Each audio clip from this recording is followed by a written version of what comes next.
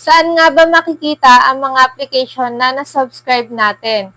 At paano nga ba mag-unsubscribe para hindi na tayo mabawasan monthly or hindi na makaltasan ang ating mga GCash or kung meron kayong bank account.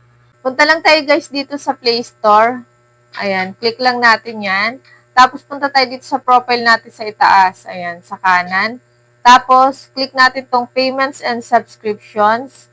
Tapos, Subscriptions. Ayan, click lang natin yan. So, ayan guys, dito nyo na makikita kung meron kayong mga na-subscribe na mga applications. Ayan, may bayad kasi yun guys. And then, kung gusto nyo na hindi na kayo makaltasan sa inyong GCash or sa inyong bank account, ayan, i-click lang niyo dyan guys yung cancel subscriptions. Ayan guys, makikita nyo siya dyan kapag meron kayong mga na-subscribe na mga applications. And ayun lang guys, kung nakatulong sa inyo ang video ito, huwag kalimutan mag-like, share, and subscribe. Thank you for watching. Bye-bye!